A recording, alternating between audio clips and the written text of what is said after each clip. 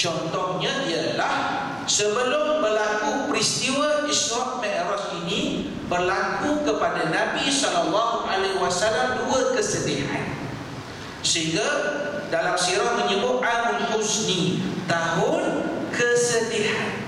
Tahun kesedihan. Isterinya Khadijah bintu Khuwailid meninggal dunia. Bapa saudaranya Abu Talib meninggal dunia. Dan dua-dua ini walaupun latar belakangnya berbeza, seorang beriman mempertahankan Nabi, seorang tidak beriman tetapi mempertahankan Nabi, latar belakangnya agak berbeza, tetapi cukup memberi kesedihan kepada Rasulullah SAW. Dan sebelum itu juga berlaku peristiwa bagaimana orang Quraisy memulau Nabi kita SAW dan juga para sahabat. Saya cukup merasa tiba dan merasa sedih bila saya baca dalam sirah di antara ditulis oleh Syekh Muhammad Al-Ghazali As-Saqa dalam bukunya. Beliau menyebut dan beliau mencatatkan dalam bukunya, sebelum peristiwa Isra Mi'raj ini, mereka memulaukan Nabi dan juga para sahabat radhiyallahu anhu. Antaranya ialah mereka apabila didatangi peniaga-peniaga Quraisy ini, bila didatangi oleh para sahabat untuk membeli barang-barang, nak beli makanan, nak beli minuman, nak beli pakaian, bila mereka nak jual, Abu Lahab menyatakan kepada peniaga-peniaga tersebut, kamu kena letak harga yang tinggi, dan bila mereka tak mampu punya barang tu kamu serah padaku, aku akan jual, aku akan beli semua barang-barang kamu. Maka ramai para sahabat bila datang nak bayar, nak beli makanan, dia nak jual. Katakanlah benda tu RM8, dia jual RM800 contoh. Betul tak?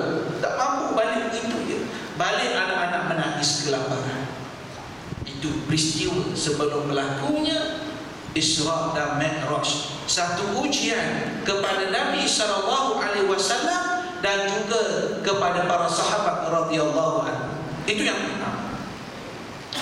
Yang kedua, menjadi suatu perkara yang berlaku dalam sunnatullah ialah bila Allah Subhanahu wa ta'ala nak memberi sesuatu perintah yang besar, Allah akan memberi sesuatu yang luar biasa kepada nabi-nabi dan rasul-rasul alaihi wassalatu wassalam.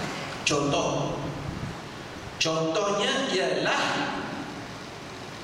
Nabi Musa.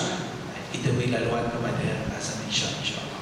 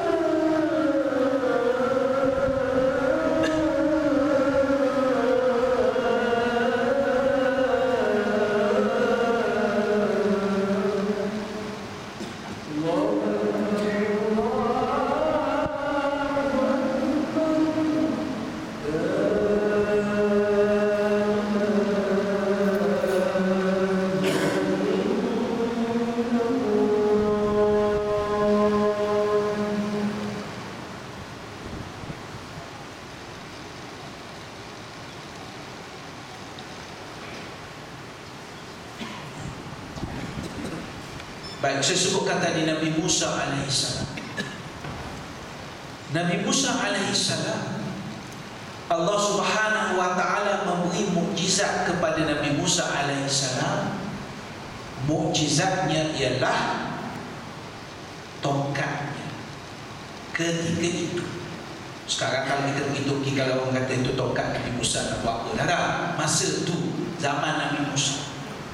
Bila Allah Ta'ala memberi mukjizat kepada Nabi Musa bahawa tongkatnya antaranya boleh bertukar menjadi ular, maka selepas itu datang perintah Allah, idhab ila fir'aun innahu tagha. Hendaklah kamu pergi bertemu dengan Fir'aun, kerana Fir'aun itu sudah melampaui batas. Bermula dengan mukjizat diberikan kepada Nabi Musa alaihissalam.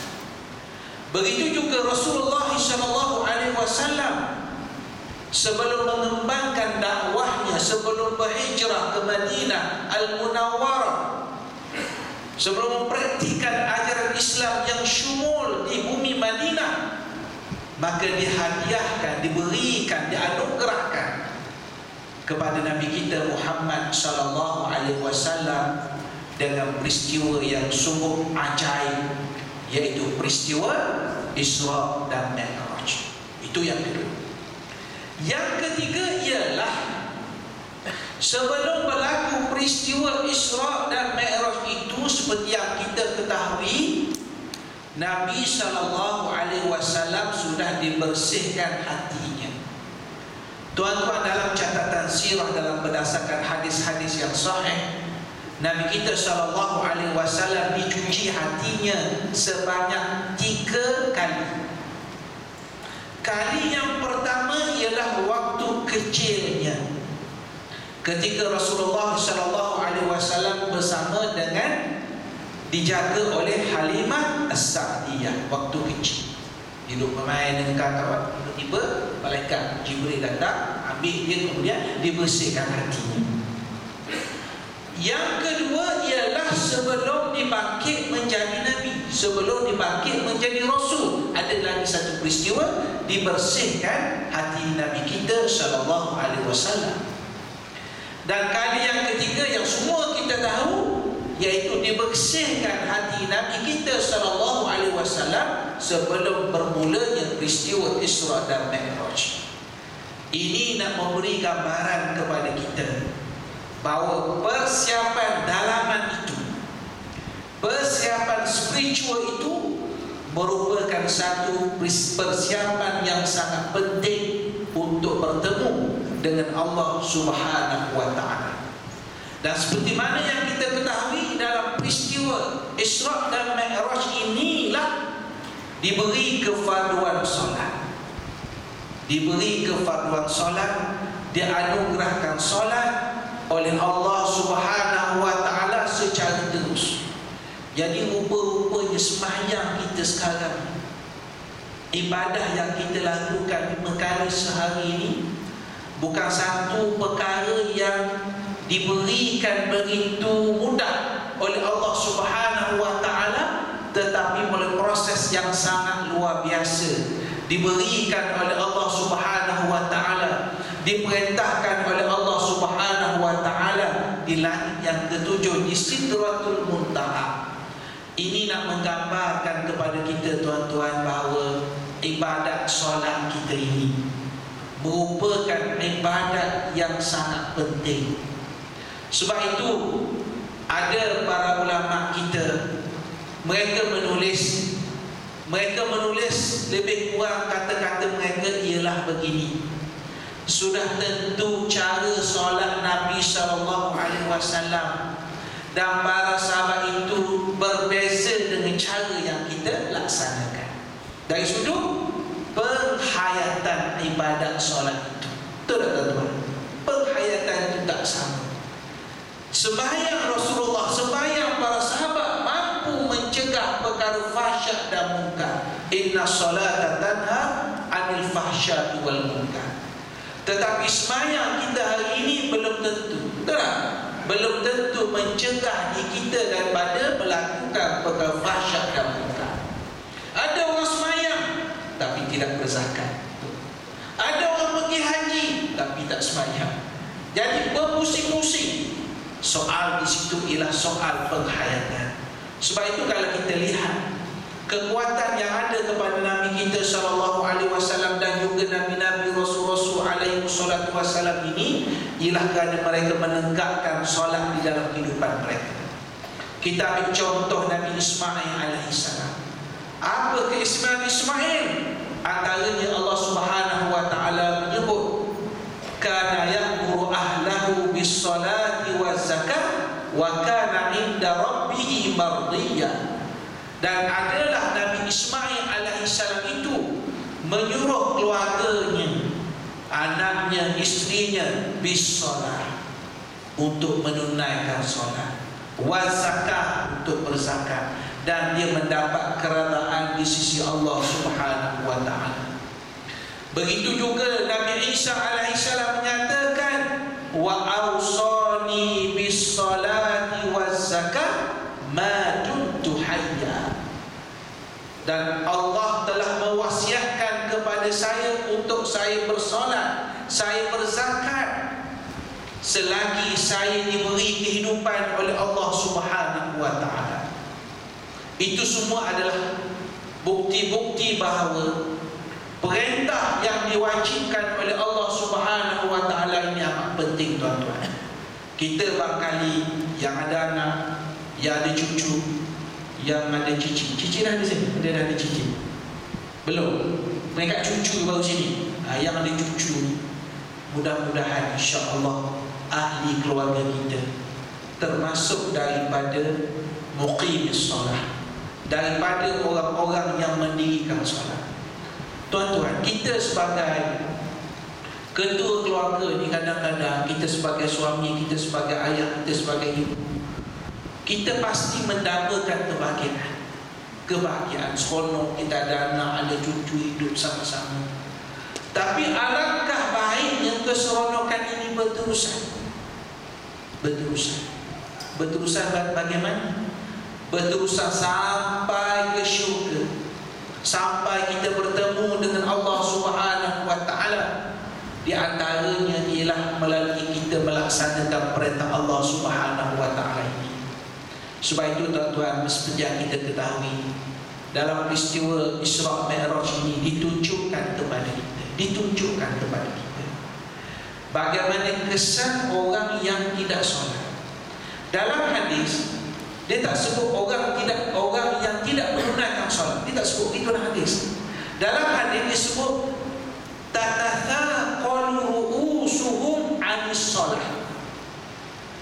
Orang yang dihukum tak kepala pecah, kemudian tak lagi pecah itu, sebab yang diberitahu oleh Jibril menggunakan istilah haula tatathaqalu ru'usuhum 'anis solat.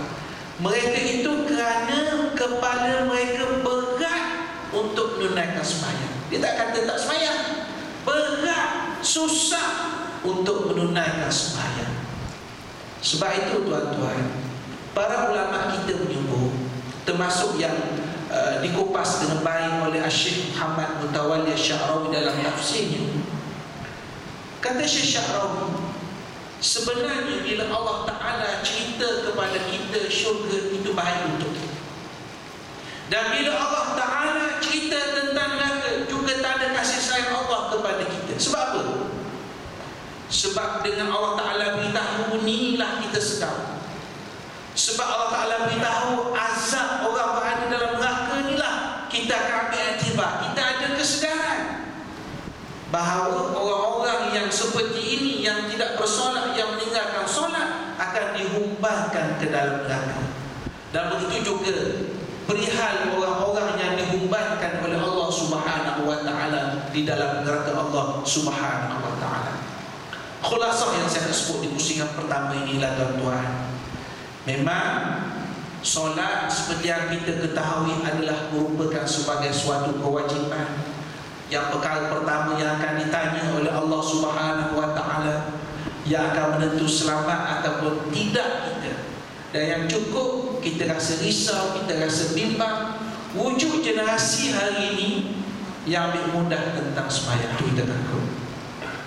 Wujud generasi yang ambil mudah, tak sembahyang pun tak apa, tak bangun subuh berminggu-minggu, berbulan-bulan pun tak apa, tak rasa apa. Ini adalah suatu yang cukup menyedihkan. Mudah-mudahan bila kita memperingati peristiwa Isra dan Mi'raj ini mampu memberi satu semangat kepada kita untuk kita jadikan elemen untuk menjaga solat dalam keluarga kita ni satu elemen yang penting. Sebab tu tuan-tuan, tugas kita mak ayah ni, tugas kejut anak sembahyang subuh ni, tugas sepanjang hayat. Betul. Oh dia tak boleh anak dia besar, tak, sepanjang hayat. Bahkan kalau di rumah kita pun wajib kita kejutkan. Tapi orang Melayu ni dia lain sikit, budaya Melayu tak betul. Doktor, yang Melayu betul tu okey lah. Budaya Melayu ni dia tak nak ganggu. Dia kata dah masing-masing tahun dia pun dah ada suami tak payah.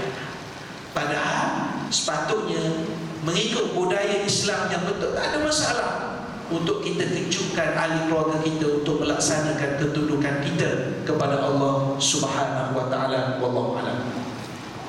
Okey, terima kasih yang bagi Ustaz Ahmad Syukri. Okey, saya tertarik apa yang Ustaz Ahmad Syukri sebut tadi tentang solat yang dilakukan oleh Nabi dan para sahabat dapat membentuk kesan untuk pribadi sendiri. Sebagaimana inna salata tanha 'anil fahsya'i wal munkar. Sesungguhnya solat yang kamu lakukan dapat mencegah kamu daripada melakukan fahsya, perkara keji, wal munkar, dan perkara munkar. Tetapi solat kita sekarang, kita tengok macam Prof sebut tadi, dulu semangat orang Melayu, dulu ada orang Melayu sebelum maghrib anak duduk kat rumah belaga dah. Sekarang ni kita yang datang forum sini ni, maghrib dah sekarang dah masuk isyak, mungkin sebahagian anak cucu kita harap main sekali lah kan, takut tak tahu berpeliseran kat mana kan, tak tahu kat mana. Tadi petang tadi kata nak pergi tuition, hari ni abah kata nak pergi kelas tambahan sini, hari ni kata nak pergi pasar raya sini, tak tahu kat mana sekarang ni kan? Jadi kita tengok mungkin kesan dia solat yang kita lakukan yang tidak dapat mengubah kita ni, mungkin salah satunya sebab adat kita. Adat kita, saya tengoklah ada orang lain, anak 5 tahun doktor, Ustaz, 5 tahun, 6 tahun, 7 tahun ajak puasa dah kan, 8 tahun puasa dah, tapi solat tak suruh. Anak 8 tahun suruh puasa sampai tengah hari, ayah kata, abang semain zuhur lagi. Lepas tu mak jawab, mak kata apa semain zuhur, dia kan puasa tak larat kan, mak ditambah kan. Jadi anak ni zuhur tak sembahyang, asar tak sembahyang, maghrib tak sembahyang, isyak sembahyang pula dengan tarawih kan, isyak tarawih sembahyang pula, main masjid hak minggu pertama tu lah. Lepas tu tak tahu bila mana pula raya kan. Jadi saya nak kongsi satu hadis yang Nabi sebut dalam hadis riwayat Tirmidzi. Nabi kata, inna awwala ma yuhasabu bihi al-'abdu bihi min 'amalihi yawm al-qiyamah as-salat, fa in salaha faqad aflah wa faz, wa in fasada faqad khaba wa khasira. Riwayat Tirmidzi. Nabi kata perkara pertama yang akan dihisab pada hari akhirat nanti daripada amalan manusia adalah solat. Solat benda pertama yang akan dihisab. Solat menggambarkan tak payah tanya bab zakat, haji atau puasa lagi, padat dengan solat dulu. Solat beres, maka beres yang lain. Cuma hadis ini menyatakan fa in salaha, jika solat itu soleh, faqad aflah, maka dia berjaya, maka dia termasuk dalam golongan orang yang bahagia. Jadi perincian kita apa makna salahat, apa makna soleh. Jadi ulama hadis menyatakan salahat di situ solat yang soleh, yang bersih, yang baik, merujuk pada 2 perkara. Yang pertama ikhlas niat, ikhlas niat. Kita solat kadang nak usul itu lillahi ta'ala dulu kan, sampai satu bagi dengar bagus lillahi ta'ala usolli fadal mak, punya nak cerita ke orang lillahi ta'ala kita. Tetapi ketika solat tak tahu kita di mana, tak tahu kita di mana. Jadi Yang pertama ikhlas, dan yang kedua solat kita mesti kena ikut tata cara yang diajar oleh Nabi SAW. Mungkin salah satu ni kita bermasalah menyebabkan solat tidak membentuk perbadian kita. Begitu juga Nabi kata wa in fasadat, kalau solat itu rosak maka dia termasuk dalam kalangan orang yang rugi. Muslim muslimat dirahmati Allah sekalian. Untuk pusingan kedua kita tengok masa, sebab tadi pengacara sebut kita akan stop 9.15. Ada makan malam ni. Saya tak bangun pun. Kan sebab cermin tutup apa. Biasa orang ni makan sedap-sedap. Kami 3 orang tak makan pun lagi ni kan. Tadi tengok grup puasa tadi nak pergi tumpang kata puasa sampai tengah hari je tadi kan, malu juga kan. Lepas tu masa lalu tadi pun jemaah tak ada panggil nak jemput pun, jadi kita buat tak tahu je lah kan. Orang pun tak tahu kata kita moderator kan. Okey, kata-kata Sayyidina Umar Al-Khattab sebagai saya nak merujuk kepada kehebatan nama masjid. Bila sebut masjid Sayyidina Umar Al-Khattab, ini nama hebat. Nama hebat ni, Khalifah Islam yang kedua, 10 tahun memerintah. Islam tersebar menguasai 1/3 dunia. Hebat nama Umar Al-Khattab. Tapi nama masjid saya hebat juga, Masjid Sayyidina Abu Bakar Siddiq. Kan? Itu Khalifah Islam yang pertama. Jadi kita adik-adik lah. Jadi perkataan Umar Al-Khattab ia menjadi satu sejarah yang agung apabila tentera Islam dapat mengalahkan tentera Rom di Palestin. Hebat. Jadi kunci Palestin tu Baitul Maqdis, panglima tentera dia nak serah kepada Khalifah Islam sendiri kan. Punya dia tengok Islam, orang Arab ni lekeh je, orang Arab ni macam mana berjaya menguasai Palestin. Jadi kata-kata dalam peristiwa tu Umar Al-Khattab menyatakan inna kunna azalla qaumin fa'azzana Allah bil Islam famahma natlubul izzah bighairi ma a'azzana Allah azallana Allah. Umar Al-Khattab menyatakan kita dahulunya adalah umat yang hina. Orang Arab ni bangsa yang hina, bangsa yang dijajah. Maksudnya orang ni tak dikenali dalam sejarah. Sejarah orang Arab dikenali setelah mana Islam datang. Jadi inna kunna azalla qawmi, dahulunya kita adalah umat yang hina, kemudian Allah memuliakan kita dengan Islam. Famahma natlubul izzah, dan jika kita mencari kemuliaan selain daripada Islam, Umar menyatakan pada ketika itu Allah akan menghina kita. Jadi nak minta Prof. Doktor cuba kaitkan dengan isu yang ada dalam kalangan umat Islam sekarang ni, isu perbahalaannya, persengketaannya sebab politik, sebab mazhab lah. Itu tak kira yang GST, yang tabung haji itu macam-macam yang berlaku. Kita Prof kait. Terima kasih Tuan Musi. Kita nak habis dengan soku ni. Soalan ni sebenarnya panjang tuan ni. Saya nak jawab macam mana bisa-bisa bercakap dalam masa 10 minit je, supaya bagi kepada Ustaz Syukri ulang. Saya nak sebut begini je tuan-tuan, kerana dikaitkan dengan keadaan kita hari ini. Orang Melayu hari ini menjadi mulia berbanding dengan 600 tahun dulu ketika dia beragama Buddha, Hindu. Orang Melayu ni baru Islam 600 tahun je, yang pasal 10 tahun. Sebelum itu orang Melayu ini beragama Buddha, Hindu.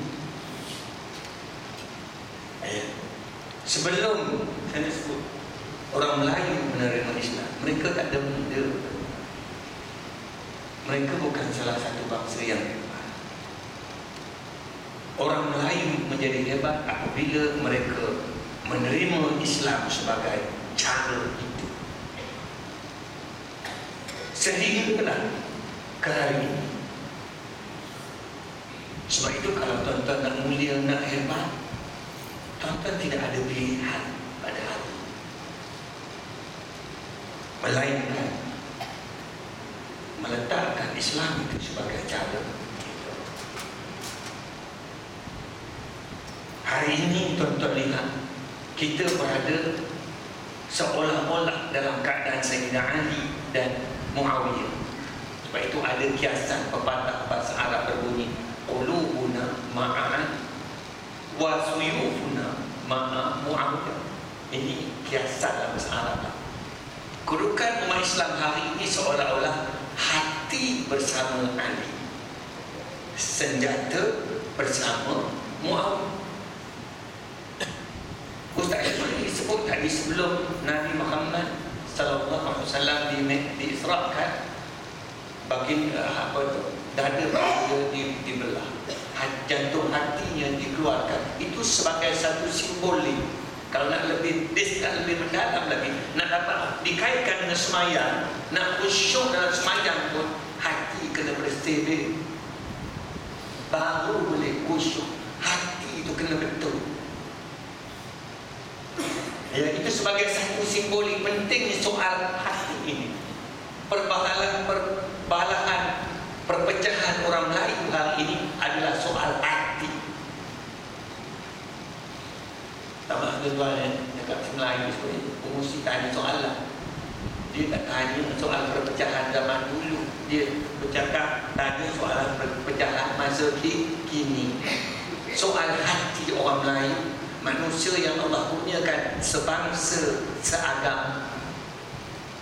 Dia tidak sebangsa ataupun apa itu. Kalau berpecah tidak sebangsa, seagama, nampak logiknya lagi. Bangsa berbeza-beza, apa itu, agamanya satu, berbalah soal bangsa. Ini satu bangsa, satu agama. Kalau mesti berbalah dengan saya ada sebab. Hak ni Melayu, hak ni Cina, ada sebab tentang berbalah, betul. Sebab bangsa lain tahankan bangsa, betul tak? Ya. Hari ini kita bercakap sebangsa, seagama. Nama bangsa itu Melayu dan agamanya Islam. Sepatutnya kalau tanya saya nak menyatukan orang Melayu paling mudah, sebab dia tak ada banyak yang berbeza. Satu bangsa, satu agama. Dia tak nampak banyak beza itu. Tak ada untuk soal Kelantannya, Terengganu, Perak dan sebagainya. Melayu belah, betul. Daripada dulu saya bercakap nak menyatu kaum Melayu ini mudah, sebangsa, seagama. Tetapi kenapa hari ini tak maksud tuan nak pula nak kupah ni confirm tak habis nak cukup ni. Tapi saya pendekkan aja. Kenapa hari ini seolah-olah tuan-tuan melihat seolah-olah tuan-tuan tengok hari ini tidak ada penyelesaian nak menyelesaikan umat Islam, masalah umat Islam pada hari ini, terutama di kalangan orang Melayu. Saya tak nampak ada penyelesaian itu. Kiasan dalam bahasa Arab saya sebutkan tadi, hati bersama Ali, apa itu, pedang bersama Muawiyah. Ini baru satu kumpulan. Banyak lagi kumpulan-kumpulan yang lain. Sebab itu kalau nak dibincangkan masalah umat Islam hari ini, kalau dia berpecah sekadar dua je tak ada masalah. Tapi hari ini dia berpecah 3, 4, 5, 6. Kalau tambah ajaran sesat yang banyak-banyak lagi, tak tahu berapa puluh lagi tuan-tuan nak kira. Yang Syiahnya lagi, yang sesatnya lagi. Yang sekarang hari ini, yang antara sunnahnya lagi, yang Wahabi, mana tahu. Saya letih fikir pasal orang Melayu. Kadang-kadang Cina tak masih ke bawah dalam masalah ini. Saya pun kadang-kadang naik malam, tapi kena jaga juga sebab kita seagama, betul-betul. Walaupun kita ni tidak sebangsa, tetapi ikatan agama ini sangat-sangat kuat yang mengikat kita. Walaupun hari ini saya berada dalam keadaan yang sangat-sangat dilema nak bercakap soal ini. Ajak orang Melayu bersatu pada masa yang sama. Bangsa kita melihat kita, kamu ni nak ke mana ni? Sampai ke tahap yang paling serius hari ini. Saudara mara terdekat duk lawan kita hari ini. Saya nak sebut kepada tentara, tapi kita tidak ada pilihan dalam kehidupan. Apabila kepentingan bangsa bertemu dengan kepentingan agama, maka kita kena letakkan kita pergi soal bangsa ini betul. Kita kena letakkan soal kepentingan agama. Sebab Melayu itu mulia kerana Islam. Dan inilah sejarah yang membuktikan. Saya nak sebutkan tadi, kalau tuan-tuan tidak selesaikan krisis antara Ali dan Muawiyah ini, saya bagi kiasan je lah, tuan-tuan faham belaka lah. Saya dah tulis belaka dalam kolom saya.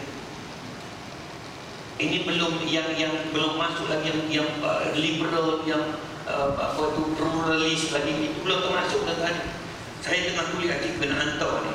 Cuba tuan-tuan sebut pada saya di mana satu kelebihan orang Melayu dari segi kekuatan yang kita nak perlihatkan boleh mengatasi bangsa lain. Berikan saya kekuatan orang Melayu pada masa kini. Saya nak ceritakan betapa lemahnya hari ini kita.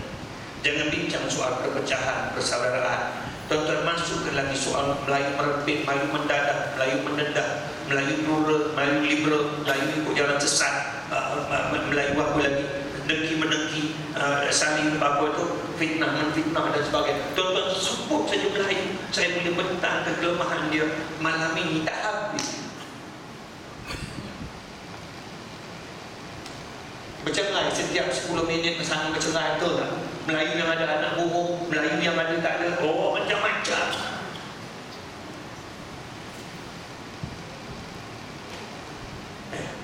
Ingatan ini secara ringkas saya nak sebutkan kepada tuan-tuan dan puan-puan ini.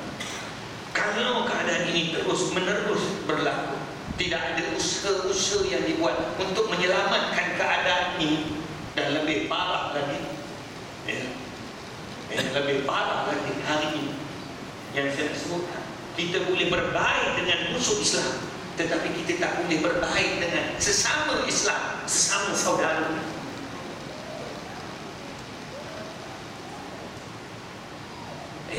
Keadaan yang sangat-sangat parah hari ini.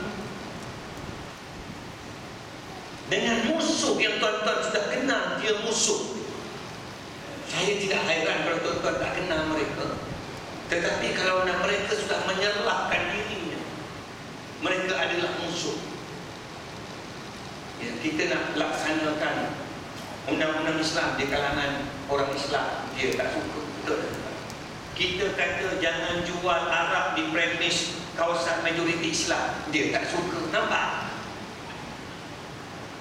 Apa lagi tuan-tuan tak kenal tentang mereka ini? Saya gunakan istilah alterakiansu. Tapi saya tak guna malam takut dan tak tahu istilah itu. Ya. Saya nak sebutkan musuh sudah di depan mata. Tuan-tuan boleh berbaik dengan musuh, tuan-tuan tidak boleh berbaik dengan rakan, saudara, sahabat. Ini saya setengah pelik mengkaji